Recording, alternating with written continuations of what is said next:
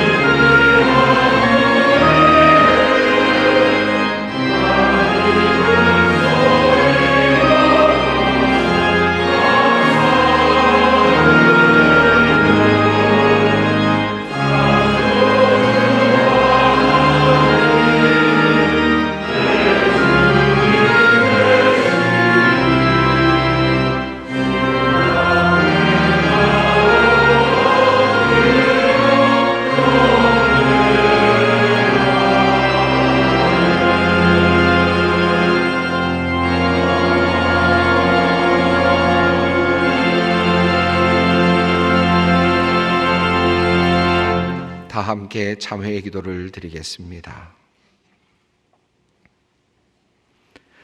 긍휼과 자비로 우리를 살피시는 하나님, 주인을 알아보지 못하는 종과 같고 아버지를 떠나 방탕한 길로 나선 탕자와 같은 우리를 오늘도 사랑으로 모으시는 주님, 주님의 백성들이 더러워진 몸과 상처난 마음으로 주님 앞으로 나왔습니다.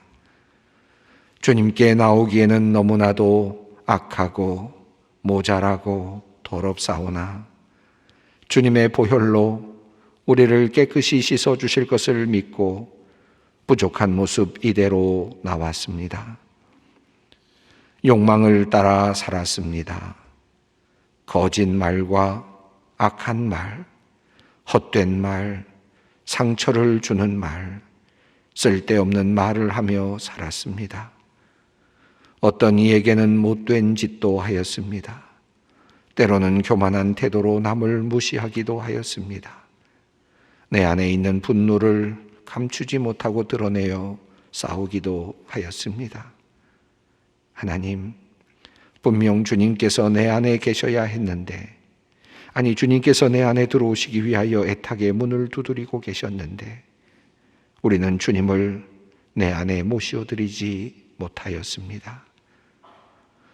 유례 없는 대통령 선거를 치르며 정치적 나의 확신이, 나의 이념이 너무 강하여 하나님께서 들어오실 자리를 만들지 못하고 옆에 있는 이웃들을 살필 자리를 만들지 못한 것은 아니었는지 지난 우리의 삶을 돌아봅니다.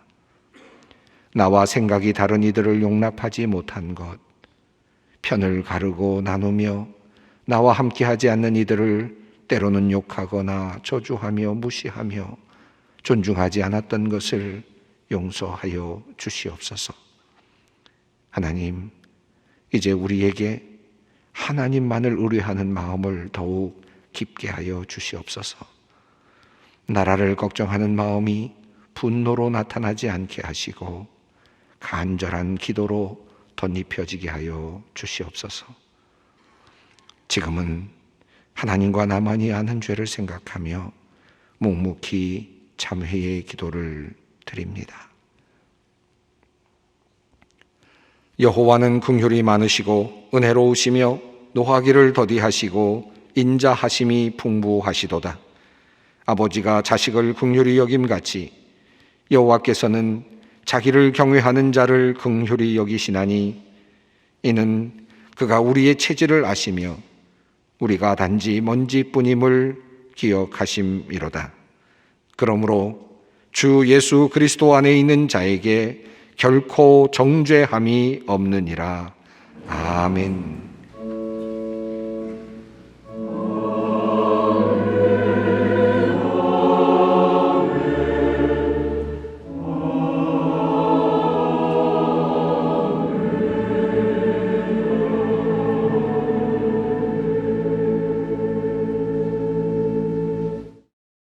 오늘 우리에게 주시는 하나님의 말씀은 신약성경 고린도후서 11장 30절로 33절 말씀입니다. 고린도후서 11장 30절로 33절까지 말씀입니다. 이 계시의 말씀을 봉독할 때 다 함께 살아계신 하나님의 음성을 들으실 수 있기를 바랍니다. 내가 부득불 자랑할진대 내가 약한 것을 자랑하리라.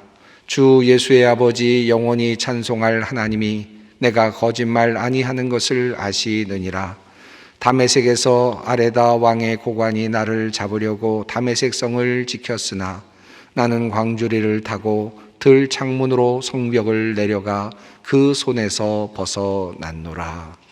아멘.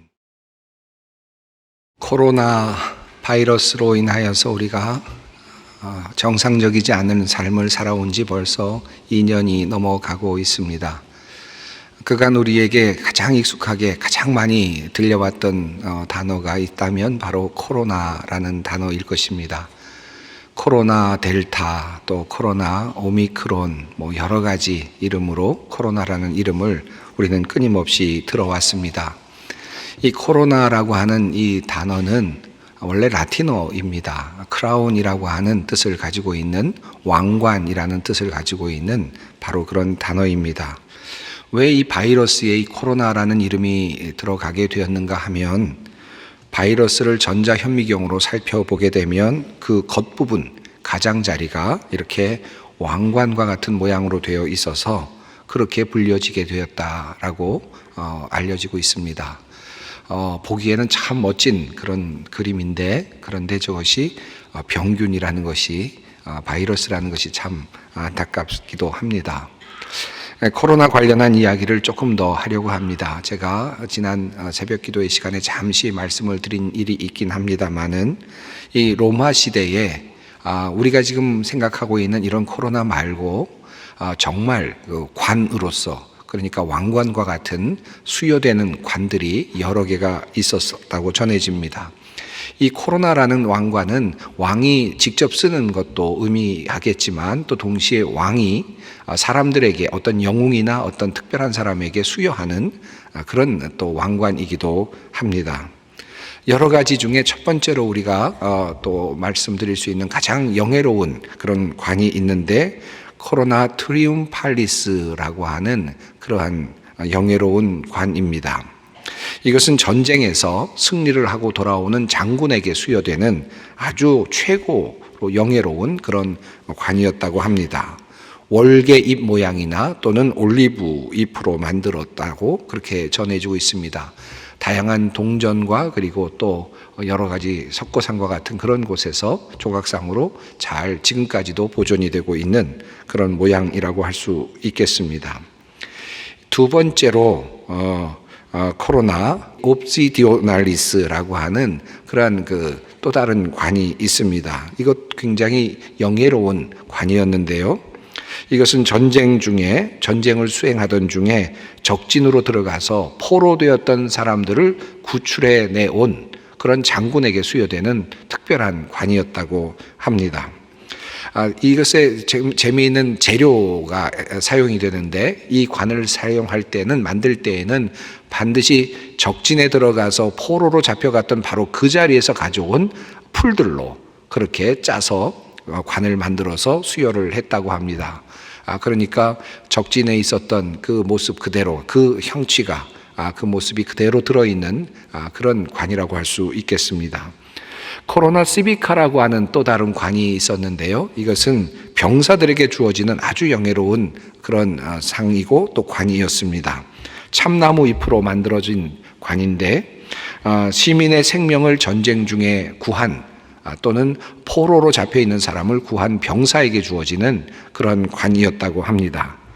이 관을 받은 사람들에게는 자신뿐만 아니라 그의 아버지 그리고 또 친할아버지에게까지 세금이 면제되었다고 합니다. 그만큼 혜택이 굉장히 좋은 그런 특별한 면류관이라고 할 수 있겠습니다. 네 번째로는 코로나 무랄리스라고 하는 관입니다. 이 관은 여러분이 보시는 것처럼 이렇게 성벽 모양으로 되어 있습니다. 주로 금으로 만들어져서 또 주어졌다고 하는데요. 성벽 모양을 하고 있는 그런 관입니다. 과거에 어떤 성을 점령하려고 하면 반드시 성벽을 누군가가 넘어가거나 사다리를 타고 넘어가거나 아니면 성문을 부수고 들어가야만 했지요. 그러니까 용맹한 사람들이 필요했습니다. 그들을 격려하기 위해서 이와 같은 코로나 무랄리스라고 하는 그런 관을 만들어서 주었다라고 합니다. 성벽을 넘는 돌격 대원들에게 특별히 제일 먼저 성벽을 넘은 사람에게 주어지는 그와 같은 특별한 관이었다고 합니다. 다섯 번째 관은 코로나 발라리스라고 하는 그런 관입니다. 여러분 보시는 것처럼 울타리 모양으로 되어 있는데요. 말뚝 모양으로 되어 있는 모습입니다. 금으로 만든 관이기도 합니다. 이 또한 코로나 무랄리스처럼 전쟁에서 맨 처음 적진의 울타리를 넘어선 사람들에게 군인에게 주어진 특별한 그런 면류관이었다고 전해집니다. 여섯 번째 관이 있는데 그것은 코로나 나발리스라고 하는 그런 관입니다. 이 나발리스라고 하는 관은 파도 모양 같기도 하고 또 배의 어떤 돛 모양 같기도 한 모양인데 해전에서 맨 처음 적진에 있는 배에 제일 먼저 올라간 사람, 그 사람에게 주어지는 또 다른 특별한 관이라고 알려져 있습니다. 이렇듯 로마 시대에는 또 다른 코로나가 있었습니다. 우리에게는 지금 감염병 코로나가 있는데 로마 시대에는 이런 특별한 면류관으로서의 코로나가 있었다라는 사실입니다. 여러분은 이 중에서 어떤 코로나를 갖고 싶으신가요? 제가 어떤 코로나 갖고 싶으신가 하면 감염병 생각해서 안 받으시려고 하시겠지만 그러나 로마 시대의 관이라고 본다면 영예로운 관일 텐데 여러분 그 중에 무엇을 갖고 싶으실까? 리비우스의 로마사가 있는데 그 중에 26권 48장을 보면 코로나 무랄리스와 관련된 내용이 소개가 되고 있습니다. 당시 로마는 2차 포에니 전쟁을 지금 치르고 있었던 중이었습니다. 기원전 209년 로마의 젊은 귀족 푸블리우스 코르넬리우스 스키피오 아프리카누스라고 하는 긴 이름을 가진 이 귀족이 이제 카르타고 노바, 스페인의 한 성입니다. 해변 항구 도시였는데 그것을 점령하기 위해서 공격했던 그런 이야기가 전해지고 있습니다. 이 카르타고 노바라고 하는 곳은 대부분 성벽이 바다와 맞닿아 있어서 정말 천혜의 요새였다고 합니다. 육지와 연결되는 부분은 아주 작은 일부분이었고 나머지는 모두 다 해변으로 되어 있었습니다. 당연히 육지와 연결되는 성은 매우 높아서 도저히 넘어설 수 없는 그런 성벽이었습니다. 점령을 하려고 들어가 본 이 스키피오는 가만히 살펴보니까 썰물이 되었을 때 한쪽 해변가에 묻이 드러나는 것을 보고는 그쪽으로 경비가 삼엄하지 않은 그쪽으로 올라가도록 작전을 하게 되고 결국은 손쉽게 이 성을 카르타고 노바성을 점령하게 되었습니다. 48장, 그 로마서 그 48장을 보면 이 전쟁에서 승리한 다음 날 이야기가 소개되고 있습니다. 스키피오는 다음 날 정규군과 해군, 해병대를 모아서 함께 신에게 그 감사의 제사를 드렸습니다. 스페인에서 가장 부유한 도시 중에 하나인 그 성을 손쉽게 얻게 된 것을 감사하는 제사를 드렸습니다. 그리고는 함께 했던 모든 병사들을 치하하면서 가장 먼저 성벽을 넘은 사람에게 코로나 모랄리스를 수여하겠다라고 그렇게 선언을 했습니다. 그때 병사들 중에 갑자기 두 사람이 앞으로 나왔습니다. 백인 대장 트레벨리우스와 그리고 해병대에 속한 디키티우스라고 하는 병사가 동시에 나왔습니다. 그리고는 서로 자기가 먼저 성에 올랐다라고 주장을 한 것입니다. 여러분 생각해 보십시오. 당연히 성에 제일 먼저 올라간 사람은 한 명밖에 없어야 되지 않겠습니까? 그런데 서로가 자기가 올랐다고 주장을 한 것입니다. 그런데 혼자 주장하는 것이 아니라 각 그 병사들이 모두가 다 한결같이 각자 서로를 서포트하면서 그렇게 주장을 한 것입니다. 두 패가 나누어져서 팽팽하게 싸움이 일어날 지경이 되었습니다. 결국 그들은 자신들의 신 앞에서 신과 앞에서 신의 이름으로 맹세를 하면서 내가 제일 먼저 올랐다고 동시에 그들이 그렇게 이야기를 하는 것입니다. 이것을 보고 결국은 스키피오는 나름대로 지혜를 짰습니다. 결국 두 사람이 동시에 성벽에 올랐다라고 치하를 해주고 두 사람에게 코로나 모랄리스를 수여했다라고 하는 기록이 전해지고 있습니다. 이렇듯 이 코로나 모랄리스라고 하는 이런 그 관은 누가 알 수가 없기 때문에 누군가가 보기가 어렵기 때문에 항상 그것을 수여하기 전에는 어떤 신 앞에서 자신이 스스로 맹세하는 그런 시간이 있어야만 했습니다. 그래야 신 앞에서 맹세한 사람이 그것을 받을 수 있었던 것이죠. 이런 방식으로 코로나 모랄리스가 수여되었다라고 하는 말씀입니다. 제가 이렇게 코로나와 관련된 긴 이야기를 하는 이유는 오늘 본문 말씀이 특별히 이 코로나 모랄리스라고 하는 이 관과 매우 밀접하게 연결되어 있는 본문이기 때문입니다. 톰 라이트라고 하는 신학자는 그의 고린도 후서 강해에서 오늘 본문 말씀과 그리고 코로나 모랄리스를 아주 잘 연결해서 설명을 하였습니다. 매우 흥미로운 내용입니다. 한번 이 본문을 조금 더 깊이 들어가 보겠습니다. 고린도후서 11장 오늘 본문 말씀 31절은 이렇게 시작합니다. 주 예수의 아버지 영원히 찬송할 하나님이 내가 거짓말 아니하는 것을 아시느니라. 다메섹에서 아레다 왕의 고관이 나를 잡으려고 다메섹 성을 지켰으나 나는 광주리를 타고 들 창문으로 성벽을 내려가 그 손에서 벗어났노라. 이 말씀의 구조를 보면 우선 먼저 바울은 하나님 앞에서 자신이 거짓말을 하지 않는다라고 그렇게 맹세를 하고 있습니다.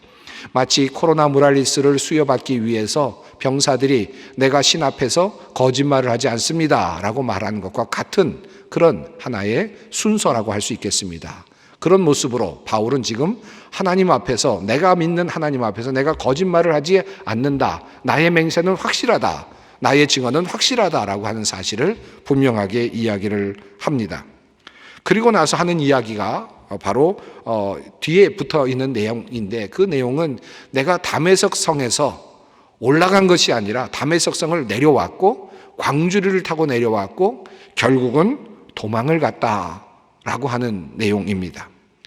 여러분 이 내용이 하나님 앞에서 맹세를 할 만한 내용이겠습니까? 더군다나 이 내용이 자랑을 할 만한 내용이겠습니까? 코로나 모랄리스를 받으려면 성을 올라가야만 하지요. 그러나 그는 지금 내려갔다는 것입니다. 도대체 왜 이 말을 하고 있는 것인가?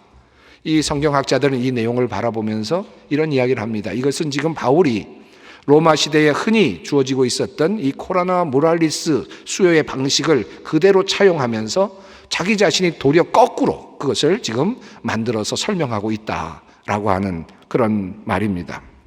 말씀의 구조를 살펴보면 그렇습니다. 코로나 모랄리스를 받으려면 성을 올라가야 합니다. 제일 먼저 용맹하게 올라가야 합니다. 그리고 그것을 그렇게 올라갔다는 사실을 신 앞에서 증명해야 하죠. 맹세해야 하죠. 그런데 바울은 정반대로 이야기를 전개하려고 하고 있습니다.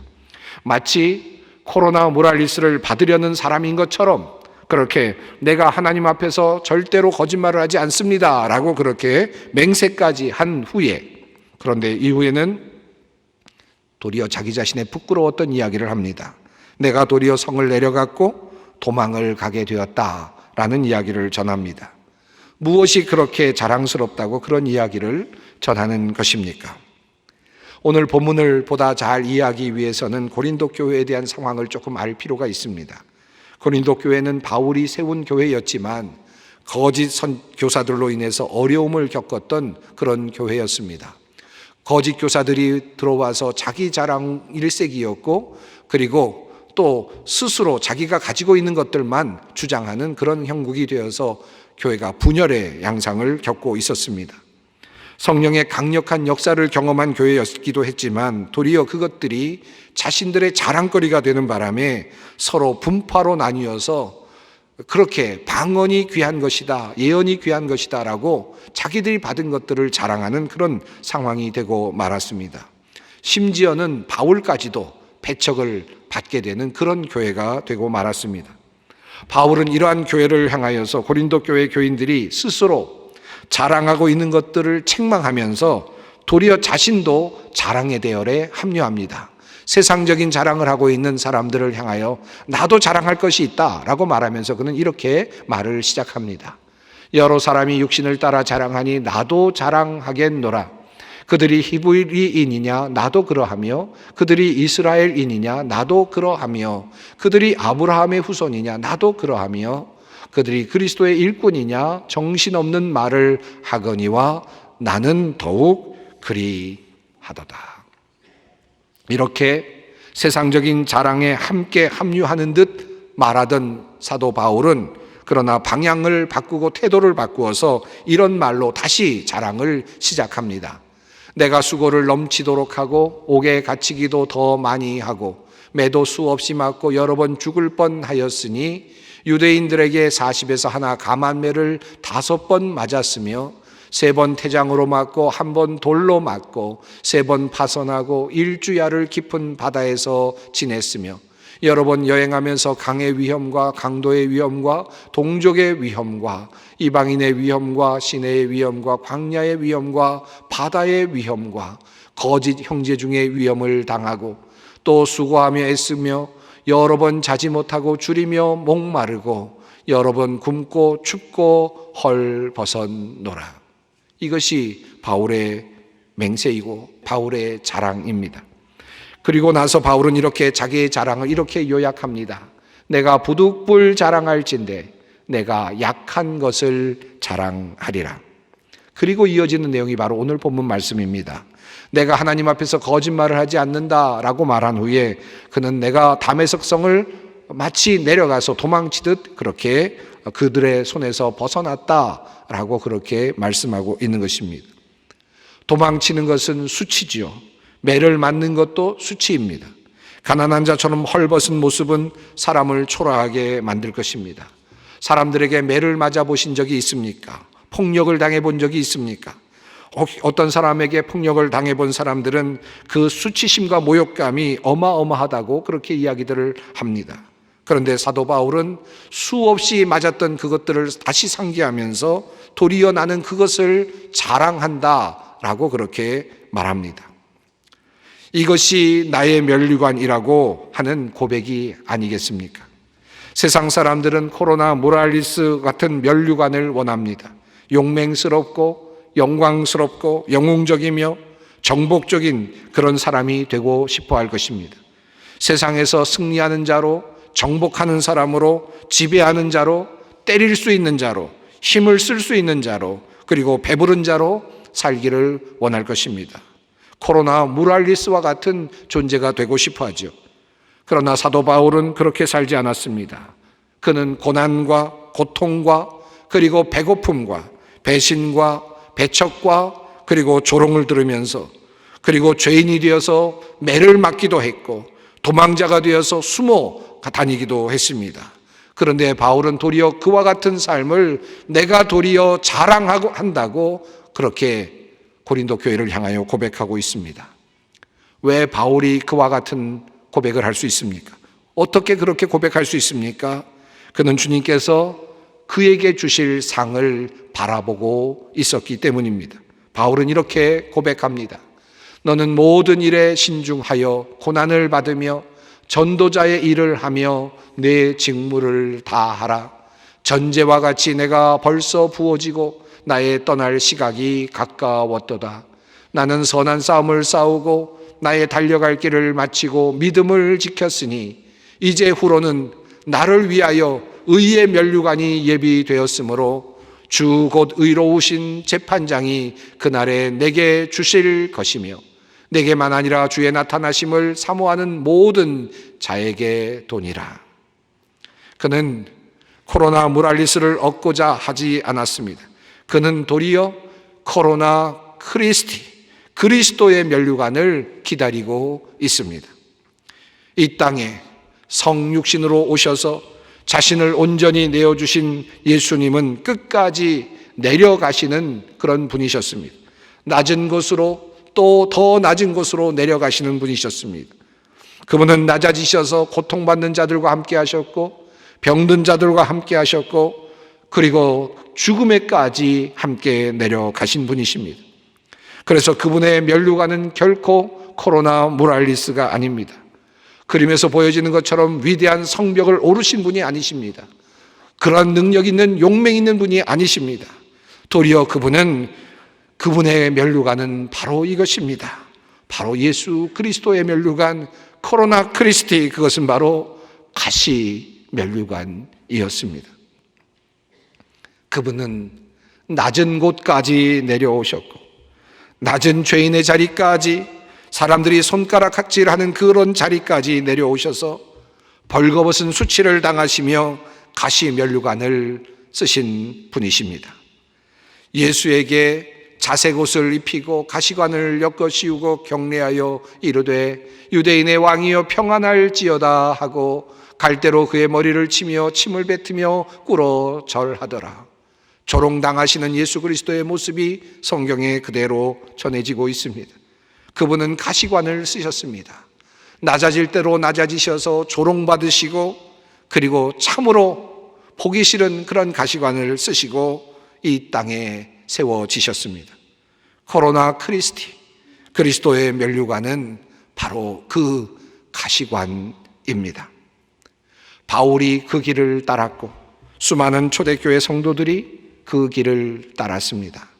초대교회 교인들이 경험한 혹독한 박해를 교회사가인 필립 샤프는 이렇게 증언합니다. 로마의 고문은 혹독했다.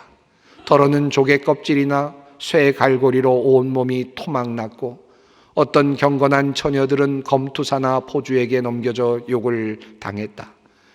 227명의 회심자들이 달궈진 쇠로 한쪽 다리를 절단당하고 한쪽 눈을 후벼 패인 채 광산으로 보내졌다는 내용도 있다.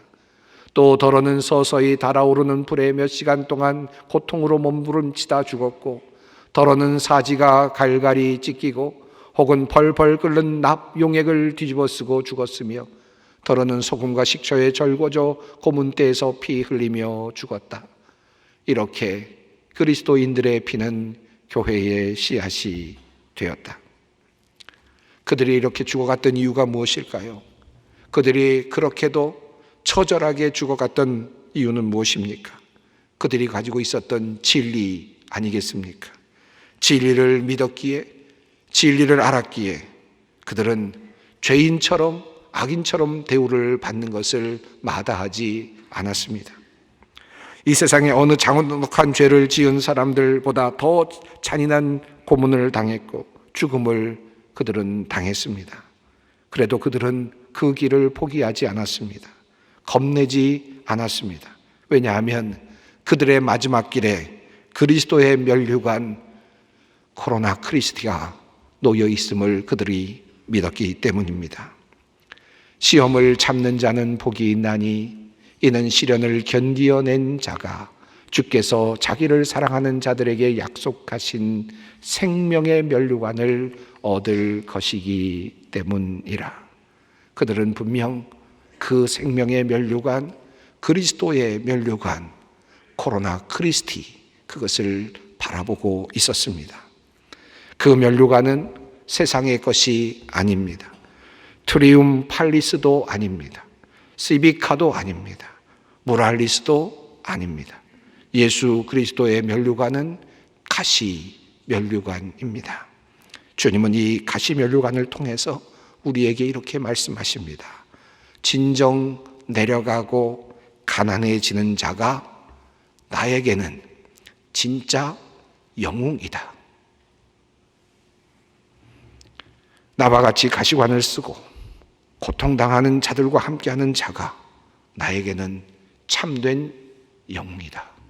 내가 그들에게 나의 왕관을 줄 것이다.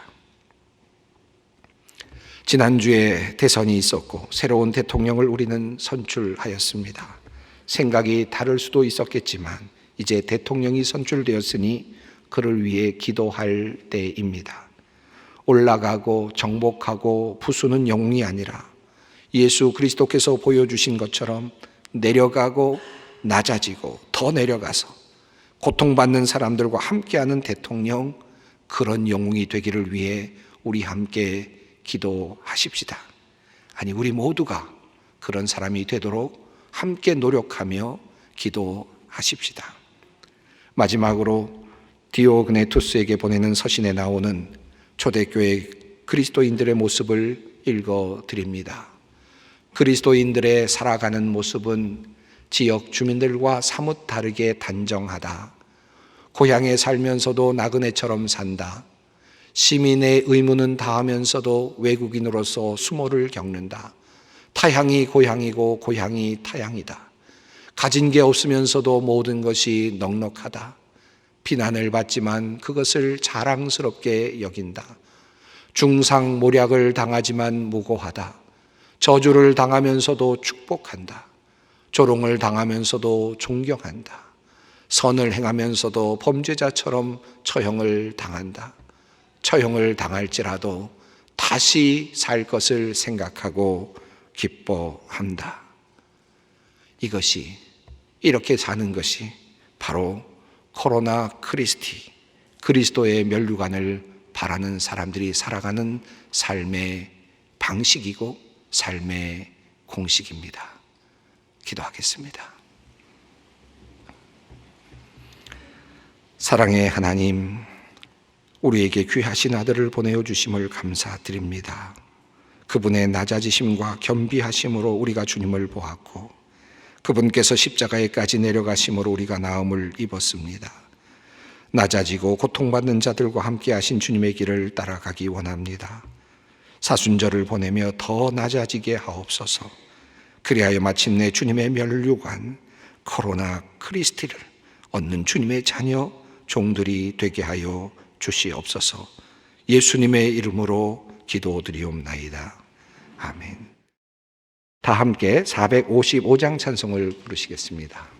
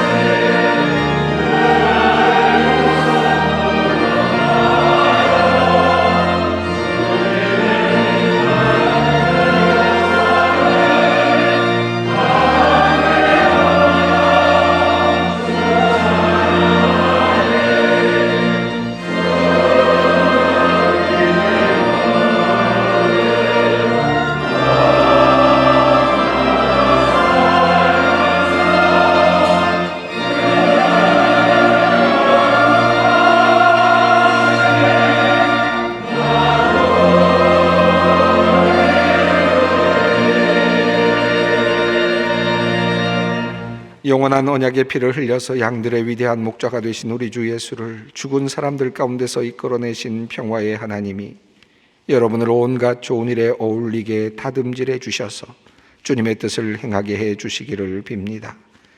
또 하나님께서 예수 그리스도로 말미암아 우리 가운데 주께서 기뻐하시는 바를 이루시기를 빕니다.